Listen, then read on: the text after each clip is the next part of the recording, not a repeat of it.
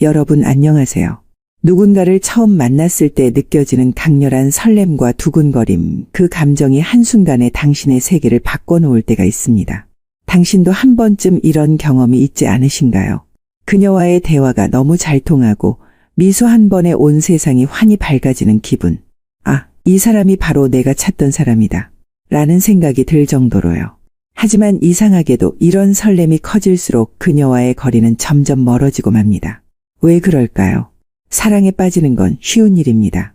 하지만 그녀의 마음을 얻고 진정한 관계로 발전시키는 건 완전히 다른 문제입니다. 많은 사람들이 자신도 모르게 사랑에 대한 착각과 두려움에 갇혀 스스로를 더 어렵고 외로운 길로 몰아갑니다. 그녀에게 완벽한 남자로 보이고 싶다는 마음이 결국에는 당신의 매력을 깎아내리고 있다는 사실을 아십니까? 여기 우리가 간과하기 쉬운 인간 심리의 한 가지 법칙이 있습니다. 손실회피 심리라는 단어를 들어보셨나요? 사람은 무언가를 잃을까봐 두려워할수록 더 조급해지고 잘못된 선택을 하게 된다는 겁니다. 연애에서도 이 심리는 마찬가지로 작용합니다. 그녀를 잃고 싶지 않다는 마음이 커질수록 당신은 자신을 잃어버리게 됩니다. 이제 우리는 이 함정을 벗어나 그녀가 본능적으로 끌리는 매력적인 남자가 되는 길을 배워볼 겁니다. 이 글을 읽고 난 후 당신은 더 이상 연애의 주도권을 잃지 않을 겁니다. 그녀가 떠날까 두려워하기보다 그녀가 당신을 잃을까 두려워하게 만들 자신감을 갖게 될 것입니다. 자, 함께 시작해 볼까요? 오늘은 많은 분들이 공감하실 만한 이야기로 시작해 볼게요. 이상형이라는 단어 많이들 들어보셨죠? 나는 긴 머리에 웃을 때 귀여운 여자가 이상형이야. 혹은 나는 말투가 상냥한 여자가 좋아. 이런 식으로 누구나 한 번쯤 이상형에 대해 얘기해 본 적 있을 겁니다. 그런데요, 이 이상형이라는 게 연애에서는 엄청난 함정으로 작용할 수 있다는 사실 알고 계셨나요? 이상형에 가까운 사람 앞에 서면 스스로 작아진 느낌이 들어요. 떨리는 마음을 붙잡고 말을 이어나가는 게 너무 힘들어져요. 실제로 이상형과 잘 되는 케이스는 정말 보기 어렵습니다. 사실 그런 의미로 이상적이라고 해서 이상형이라고 하는 것 같아요. 근데 연인을 꼭 이상형으로 만날 필요가 있을까요? 저는 이상형에 가까운 사람을 만나는 게 굳이 필요 없다고 생각해요. 물론 자신의 취향이나 자신이 좋아하는 타입의 여성을 설정해 놓는 것은 여자를 선택할 때 도움이 됩니다. 그러나 색안경을 쓰고 사람을 상대할 위험이 존재해요. 내가 어떤 기준을 먼저 설정해 놓고 사람을 판단하다 보면 사람을 오히려 제대로 보질 못하는 경우가 생겨요. 예를 들어 첫 인상에 몇 번 만나보지도 않았는데 내 이상형이라고 생각이 들면 남자분들은 그대로 직진해버리는 경우를 정말 많이 봤습니다. 몇 번 제대로 보지도 않았는데 색안경을 딱 써버리고 내가 찾던 여자가 맞다고 하면서 돌진하는 거예요. 보통은 이렇게 화끈하게 들이대면 여자들이 좋아할 거라고 생각합니다만 대부분의 여성들은 엄청나게 부담스러워합니다. 나를 잘 알지도 못하면서 왜 이렇게 들이대는지 이해를 해주지 않거든요. 또 잘 이어진다고 해도 남자분이 실망을 할 수도 있습니다. 실제로 자신의 이상형이라고 생각해서 들이대었고 마음도 얻었다고 해봅시다. 그런데 너무 성급하게 판단을 내려버린 거죠. 알고 보니까 자기가 상상했던 모습과 전혀 다른 모습도 많이 가지고 있을 수도 있어요. 이렇게 되면 더 큰 실망에 빠지게 돼요. 어렵게 사랑을 얻었다고 생각했는데 자신이 상상했던 사람과 전혀 다른 사람이 옆에 있게 되는 거니까요. 사실 우리가 이상형이라는 단어에 빠져드는 이유는 간단해요. 인간의 뇌는 익숙한 것 그리고 특정 기준에 맞는 것을 선호하는 본능을 가지고 있거든요. 그리고 이상형이란 결국 그 기준에 부합하는 이미지를 미리 만들어 놓은 거예요. 문제는 여기서 시작됩니다. 특정 기준에만 집착하다 보면 정작 중요한 걸 놓치기 쉽습니다. 상대방이 실제로 어떤 사람인지 우리와 얼마나 잘 맞는지 같은 부분을 말이죠. 여러분도 비슷한 경험을 해보셨을 거예요. 누군가를 처음 만났는데 외모나 첫인상에 사로잡혀서 이 사람이 내 이상형이야 라고 단정 지었던 적요. 하지만 잠깐만 생각해 보세요. 우리는 그 사람에 대해 얼마나 알고 있었을까요? 상대방의 깊은 내면은 물론 작은 습관이나 단점조차도 알지 못한 상태에서 단순히 겉모습만 보고 이상형이라는 환상을 만들어버린 겁니다. 그렇다면 왜 이게 문제가 될까요? 바로 이 환상이 우리의 감정을 지배하게 되기 때문입니다. 여러분, 혹시 이런 경험 있으세요? 처음 만난 사람과 대화가 잘 통하고 첫인상도 좋아서 이 사람이다 라고 느꼈는데 이후부터는 그 사람의 사소한 반응 하나에 온 신경이 쏠리고 연락이 늦거나 말투가 조금만 달라져도 마음이 불안해지더라고요. 그리고 그 불안함이 쌓이다 보니 결국 내가 오히려 이상하게 행동해서 상대방이 점점 멀어지는 거예요. 이걸 심리학에서는 확증 편향이라고 부릅니다. 내가 이상형이라고 생각하면 그 사람의 모든 행동이 완벽해 보이기 시작하는 거예요. 단점도 장점으로 보이고 사소한 실수조차도 특별하게 느껴지죠. 하지만 문제는 그 환상이 깨지는 순간 모든 게 무너져 버린다는 거예요. 그럼 여기서 중요한 질문을 하나 드려볼게요. 이상형이라는 기준 정말 필요한 걸까요? 제가 여러분께 드리고 싶은 답은 간단합니다. 이상형이라는 기준은 필요하지 않습니다. 대신 상대방과의 진정한 교류와 이해가 더 중요합니다. 한 사람을 온전히 알게 되기 전까지는 그녀가 이상형인지 아닌지 결론 내릴 필요가 없어요. 이상형이라는 단어에 스스로를 가두기보다는 열린 마음으로 상대를 바라보는 게 더 중요하다는 뜻입니다. 마지막으로 한 가지 더 말씀드리고 싶어요. 이상형에 집착할수록 상대방은 더 부담을 느낄 수밖에 없습니다. 여러분의 기대감이 그녀에게 그대로 전달되거든요. 이 사람이 나를 너무 이상적으로 생각하는데 나도 그 기대를 맞춰야 하나? 이런 부담이 생기면서 관계가 자연스럽게 흐르지 않게 되는 거죠. 그러니까 여러분, 다음에 누군가를 만날 때는 이상형이라는 기준 대신에 그냥 있는 그대로의 그 사람을 알아가는 데 집중해 보세요. 우리가 흔히 느끼는 연애의 불안감, 그리고 그 뒤에 숨겨진 심리적 원리에 대해 이야기해 보려고 합니다. 왜 우리는 마음에 드는 사람 앞에서 긴장하고 잘하려고 할수록 오히려 실수를 하게 되는 걸까요?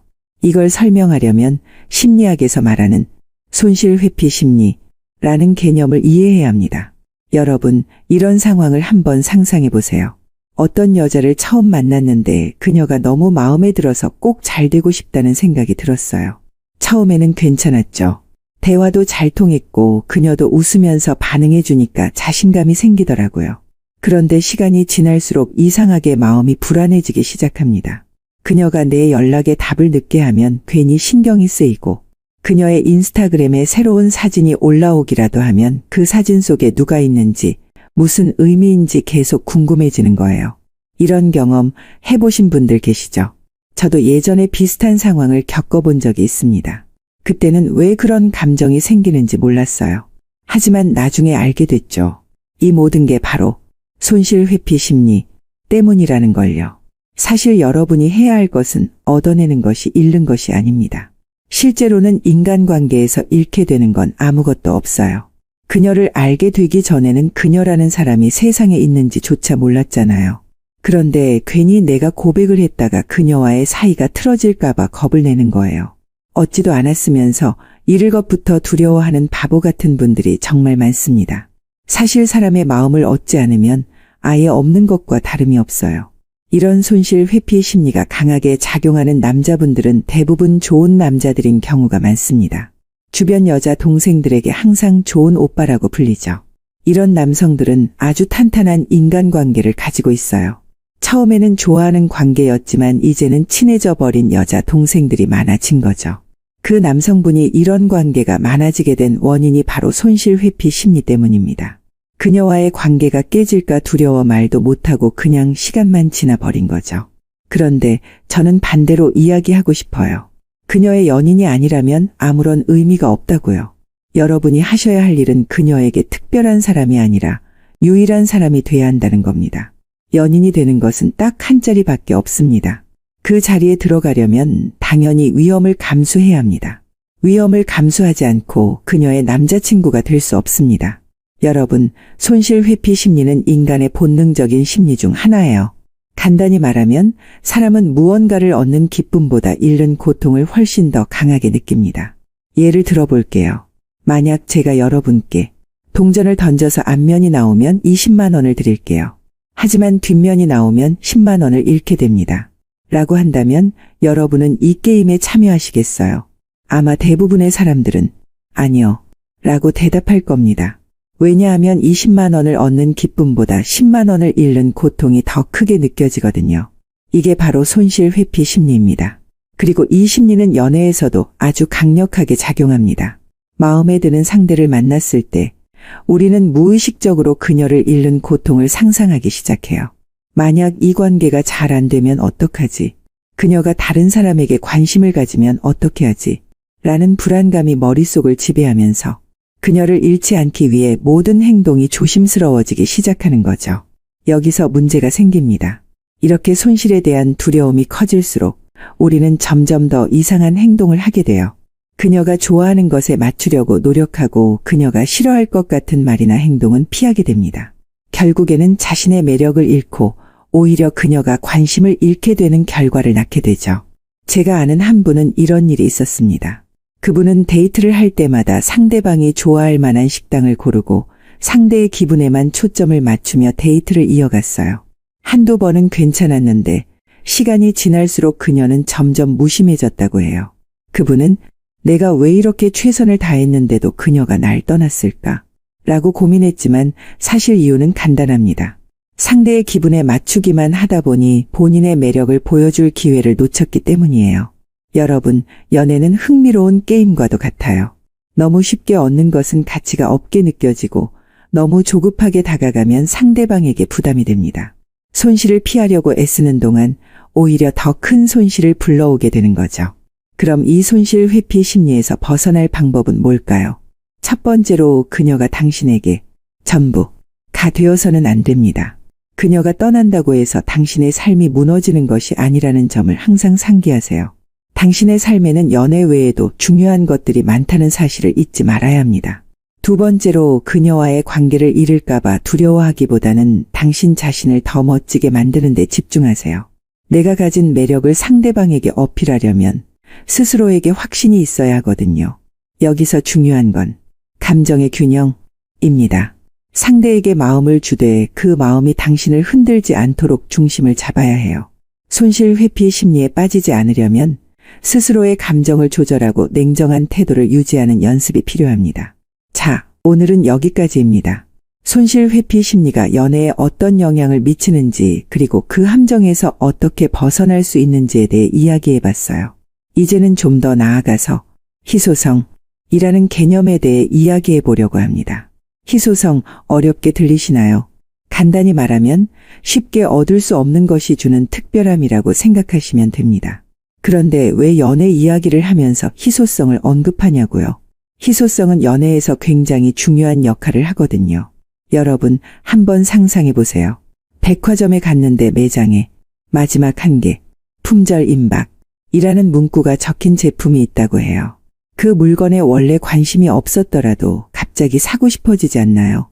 다른 사람이 먼저 가져갈까봐 불안해지고 나만 놓칠 것 같다는 생각이 들기 때문이에요. 이게 바로 희소성의 힘입니다. 앞서서도 제가 말씀드렸다시피 어차피 그녀의 옆자리는 딱 한 자리밖에 없습니다. 우리는 수많은 사람들 중에 연인으로 딱 한 사람을 선택합니다. 그러면 그 선택에 있어서 굉장히 신중해질 수밖에 없는 거죠.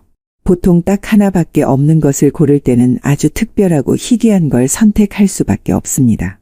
비슷하고 평범한 것들은 선택을 받기가 아주 어려워요. 많은 남자분들의 경우 이걸 제대로 이해하지 못하는 분들이 많아요. 생각보다 아주 평범하고 보통의 남자들이 연애를 못하는 경우가 있습니다. 어디 한 곳 모자라지도 않고 부족하지도 않거든요. 키도 괜찮고 얼굴도 꽤나 준수하고 직업도 평범하죠. 성격도 무난하고 모난 곳 없이 사람들과도 잘 지내는 남자예요. 근데 꼭 여자한테는 별로 인기가 없어요. 반대로 어떤 남자는 다 이상한 것처럼 보여요. 키도 좀 작고 얼굴도 특이하게 생겼고 성격도 좀 괴팍하죠. 근데 리더십이 좀 있고 카리스마 있는 상남자처럼 보여요. 단점이 많이 보이지만 확실한 장점이 하나 있는 것처럼 보이죠. 이런 남자가 오히려 여자들에게 더 인기가 많습니다. 이유는 아주 간단하죠. 유일한 한 자리를 차지하려면 희귀한 매력이 하나쯤은 필요합니다. 사람은 희귀하거나 특별해 보이는 것에 본능적으로 끌리게 돼 있어요. 그런데 이 희소성이라는 개념이 연애에서는 어떻게 작용할까요? 제가 예를 하나 들어볼게요. 한 여성이 있다고 가정해 볼게요. 그녀는 1년 동안 20명의 남자에게 대시를 받았습니다. 그런데 그 남자들 대부분이 그녀에게 똑같이 대합니다. 넌 너무 예쁘다. 내가 널 얼마나 좋아하는지 몰라. 우리 만나자. 이런 비슷한 패턴의 접근 방식이죠. 그녀는 처음에는 이런 관심이 기분 좋을지 몰라도 결국엔 시들해집니다. 왜냐하면 이런 남자들은 모두 똑같아 보이기 때문이에요. 여기서 중요한 포인트가 나옵니다. 친절만으로는 희소성을 얻을 수 없다는 겁니다. 친절한 태도는 기본이긴 하지만 그걸로는 차별화된 매력을 만들기 어려워요. 친절은 누구나 할 수 있잖아요. 더 중요한 건 당신만의 특별함을 만들어 그녀에게 이 남자는 다르다 라는 느낌을 주는 겁니다. 자, 이제 여기서 많은 분들이 궁금해 하시겠죠? 그럼 어떻게 해야 내가 특별한 사람이 될 수 있을까요? 라고요. 제가 몇 가지 방법을 말씀드릴게요. 첫째, 자신만의 강점을 살리세요. 희소성은 특별함에서 나옵니다. 그 특별함은 내가 가진 강점에서 시작돼요. 예를 들어 당신이 대화를 잘 이끄는 사람이라면 그 능력을 활용해서 그녀와의 대화를 흥미롭게 만들어 보세요. 혹은 당신이 새로운 취미를 즐기는 사람이라면 그녀를 그 세계로 초대해 보세요. 중요한 건 나만의 색깔을 보여주는 겁니다. 둘째, 모두가 하는 행동을 피하세요. 앞서 이야기한 것처럼 대부분의 남자들이 그녀에게 비슷한 방식으로 다가가요. 칭찬하고 비위를 맞추고 자주 연락하죠. 그런데 반대로 생각해 보세요. 그녀가 당신에게 즉각적인 관심을 보이지 않는다면 당신도 그녀를 너무 쉽게 대하지 마세요. 만날 때는 진심으로 대하되 그리움과 상상을 남길 시간을 만들어주는 겁니다. 셋째, 나만의 라이프 스타일을 유지하세요. 여러분, 여자가 본능적으로 끌리는 남자는요, 자기 인생이 잘 정리되어 있고 자신의 시간과 에너지를 소중히 여기는 사람입니다. 그녀가 당신의 세계에 끌리게 하려면 당신만의 삶의 방식이 있어야 해요. 자신감 있는 태도, 독특한 취미, 그리고 흥미로운 대화 주제들이 당신을 더 특별하게 만들어줄 거예요. 이제 이 이야기를 조금 더 깊이 들어가 볼게요. 희소성은 단순히 내가 특별하다는 태도를 넘어섭니다. 희소성 있는 남자는 그녀에게 이런 남자는 다시 만나기 어려울 것 같다는 감정을 느끼게 해야 해요. 그리고 그 감정은 당신의 태도와 행동에서 자연스럽게 드러납니다. 예를 들어 데이트를 할 때도 뻔한 장소가 아니라 당신만의 색깔이 묻어나는 특별한 장소로 그녀를 데려가 보세요. 제가 예전에 한번 국립중앙박물관으로 데이트를 간 적이 있어요. 넓고 한적한 공간에서 대화를 나누고 새로운 것을 함께 배우는 시간이 굉장히 인상적이더라고요. 이런 독특한 경험이 그녀에게 당신을 잊을 수 없게 만드는 겁니다. 여러분, 중요한 건 그녀가 당신에게서 뭔가 더 알고 싶다, 더 알아가고 싶다는 느낌을 받게 만드는 거예요. 너무 조급하게 그녀의 관심을 끌려고 하지 마세요. 당신의 희소성이 발휘되려면 적당한 거리감과 신비로움이 필요합니다. 마지막으로 한 가지 더 말씀드릴게요. 희소성은 리스크를 동반합니다. 쉽게 말해 모든 사람이 좋아할 만한 안전한 길을 선택하면 희소성은 사라질 수밖에 없어요. 반대로 리스크를 감수하고 남들과 다른 길을 선택해야 특별함을 얻을 수 있습니다. 예를 들어 그녀가 나에게 반하지 않을지도 모른다. 는 불안을 이겨내야만 진짜 당신의 매력을 보여줄 수 있어요. 연애에서 아주 중요한 원칙 중 하나인 적절한 거리 두기와 여유 있는 태도에 대해 이야기해 볼게요. 사실 이 두 가지는 모든 관계에서 굉장히 중요한 요소예요. 하지만 연애 상황에서는 많은 분들이 이걸 잊고 상대방에게 너무 가까이 다가가거나 혹은 과도하게 조급한 모습을 보이는 경우가 많습니다. 여러분, 혹시 이런 경험 있으신가요? 마음에 드는 사람을 만났는데 연락을 자주 하고 싶고 자꾸 만나고 싶어서 적극적으로 다가갔지만 이상하게 상대방의 반응이 점점 식어가는 것 같은 느낌을 받은 적이요. 분명 처음엔 잘 됐던 것 같은데 어느 순간부터 상대방이 차갑게 변하거나 거리를 두기 시작했던 경험이 있지 않으신가요? 사실 많은 사람들이 이런 상황에서 내가 뭘 잘못했지? 라며 고민합니다. 그런데 문제는 잘못한 게 아니라 너무 잘하려고 했다. 는 데 있어요. 상대방에게 다가가려는 마음이 지나치다 보면 자연스러운 관계의 흐름이 깨지고 오히려 부담을 주게 되는 겁니다. 여기서 중요한 포인트가 나옵니다. 연애는 절대로 조급하게 흘러가선 안 된다는 거예요. 상대방에게 충분한 공간을 주고 스스로 당신을 그리워하게 만들 시간을 만들어야 합니다. 이게 바로 적절한 거리 두기의 핵심입니다. 그럼 여기서 많은 분들이 물으실 거예요. 그럼 거리 두기를 어떻게 해야 하죠? 너무 멀어지면 관계가 끊어질까봐 걱정되는데요. 좋은 질문이에요. 거리 두기는 단순히 물리적인 거리를 유지하는 걸 말하는 게 아니에요. 감정적으로 상대에게 숨 쉴 공간을 주는 걸 의미합니다. 제가 예전에 아는 분의 이야기를 들려드릴게요. 그분은 데이트를 시작한 지 얼마 안 됐을 때 상대방이 너무 좋았던 나머지 매일같이 연락하고 자주 만나려고 노력했어요. 상대방이 연락이 조금만 늦어도 왜 답장이 늦지? 라는 생각이 들어서 자신도 모르게 자꾸 먼저 연락하게 되더라고요.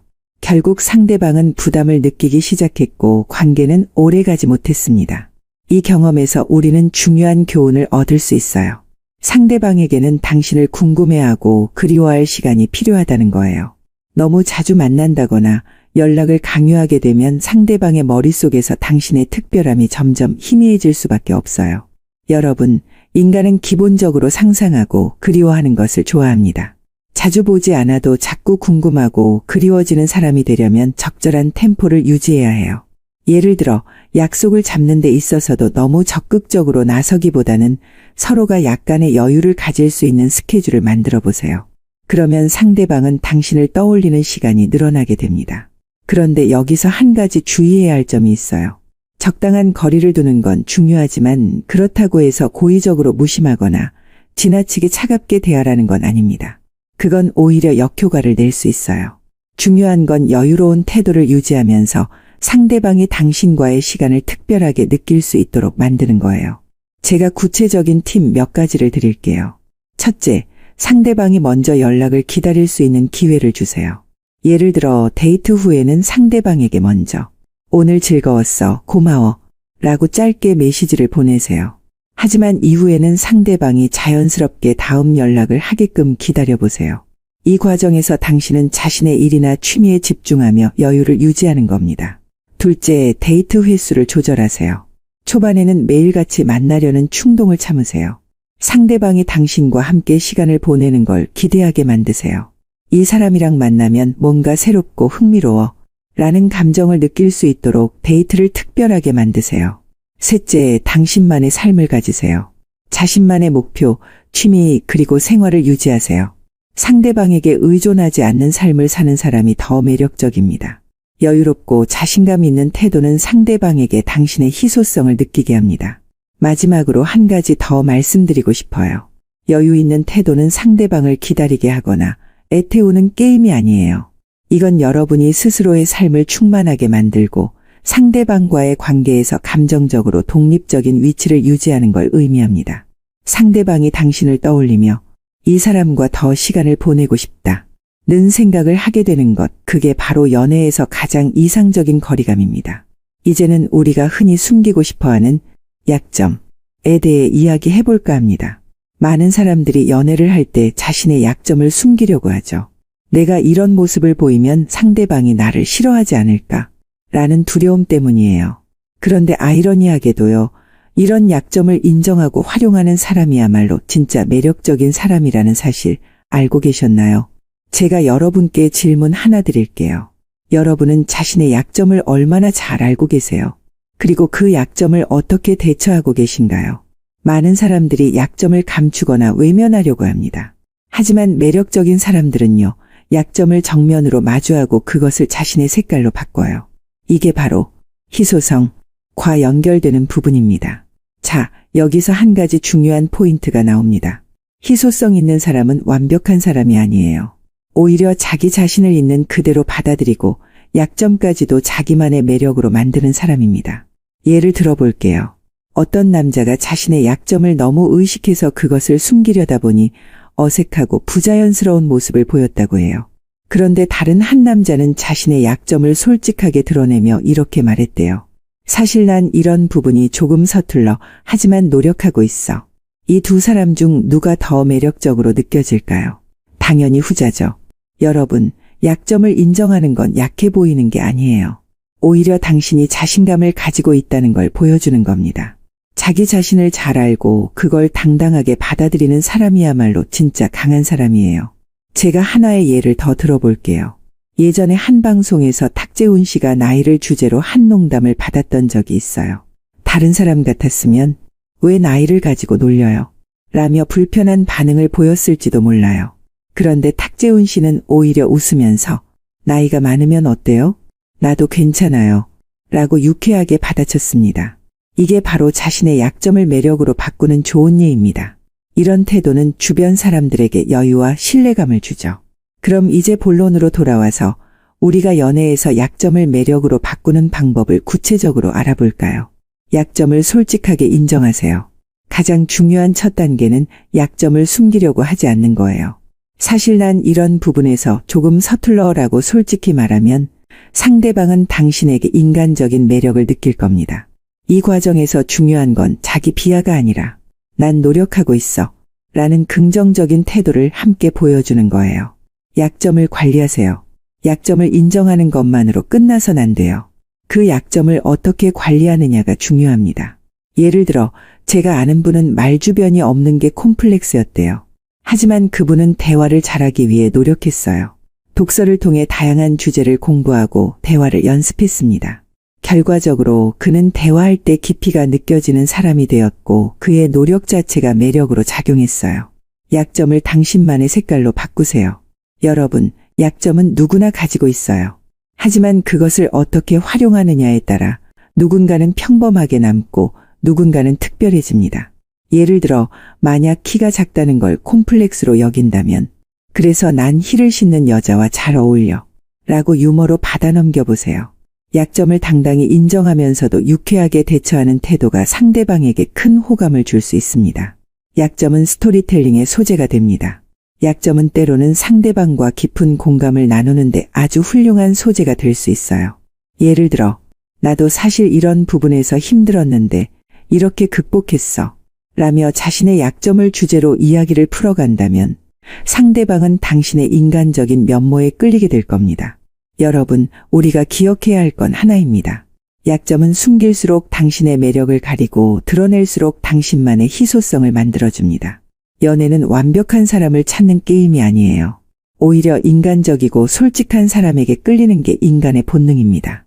이제 마지막 이야기입니다. 우리가 지금까지 나눈 이야기들을 한번 정리해 볼까요? 연애에서 성공하기 위해 중요한 건 상대방에게만 초점을 맞추는 게 아니라 나 자신을 어떻게 세우고 매력적으로 만들어가느냐에 있다는 점이었어요. 그리고 그 핵심은 다음 세 가지에 담겨 있었습니다. 첫째, 이상형이라는 틀을 깨라. 이상형에 대한 고정관념은 스스로를 제한하는 벽이 될 수 있습니다. 상대방을 있는 그대로 바라보고 그 사람이 진짜 나와 잘 맞는 사람인지 천천히 알아가는 게 중요해요. 이상형이라는 환상을 내려놓으면 더 넓고 열린 시각으로 관계를 만들어갈 수 있습니다. 둘째, 손실 회피 심리를 극복하라. 상대방을 잃는 것에 대한 두려움은 당신의 진짜 매력을 가리는 가장 큰 적입니다. 이 두려움을 내려놓고 관계 속에서 주도권을 쥐기 위해서는 자신의 감정을 다스리고 여유를 가지는 연습이 필요합니다. 셋째, 희소성과 약점을 매력으로 바꿔라. 희소성은 누구나 가질 수 있는 게 아니에요. 자신의 강점을 발전시키고 약점을 자신만의 색깔로 만들어야 합니다. 이 과정에서 상대방은 당신이 특별한 사람이라는 것을 느끼게 됩니다. 여러분, 연애라는 건 사실 상대방을 변화시키려는 게임이 아니에요. 그건 오히려 내가 나 자신을 더 잘 이해하고 내면을 성장시키는 과정에 가깝습니다. 내가 단단하고 매력적인 사람이라면 자연스럽게 좋은 사람들을 끌어당기게 되는 거죠. 여기서 한 가지 중요한 사실을 기억하셔야 해요. 누구나 실수할 수 있고 완벽하지 않아요. 연애도 마찬가지입니다. 중요한 건 실수에서 배우고 조금씩 더 나아지려는 노력을 멈추지 않는 겁니다. 그래서 마지막으로 제가 여러분께 드리고 싶은 메시지는 이겁니다. 자기 자신을 사랑하세요. 상대방을 사랑하기 위해 가장 먼저 필요한 건 나 자신을 사랑하고 믿는 거예요. 나의 강점도 약점도 있는 그대로 받아들이고 그걸 바탕으로 더 나은 나를 만들어 가세요. 그 과정에서 당신은 더 빛나는 사람이 될 겁니다. 그리고 그런 당신에게 상대방은 자연스럽게 끌리게 될 거예요. 여러분, 사랑은 결코 조급히 얻어야 하는 목표가 아니에요. 그건 우리의 일상 속에서 자연스럽게 자라나는 감정이고 그 시작은 바로 나 자신입니다. 오늘부터 스스로를 조금 더 아끼고 나만의 색깔을 만들어가 보세요. 그 변화는 분명히 주변에도 전해질 겁니다. 오늘 이야기가 여러분의 삶과 연애에 조금이나마 도움이 되었기를 바랍니다. 다음에 더 흥미롭고 유익한 이야기로 찾아뵐게요. 오늘도 끝까지 들어주셔서 감사합니다. 좋아요와 댓글로 여러분의 생각을 나눠주시면 정말 큰 힘이 될 것 같아요. 그럼 다음 시간에 만나요. 감사합니다.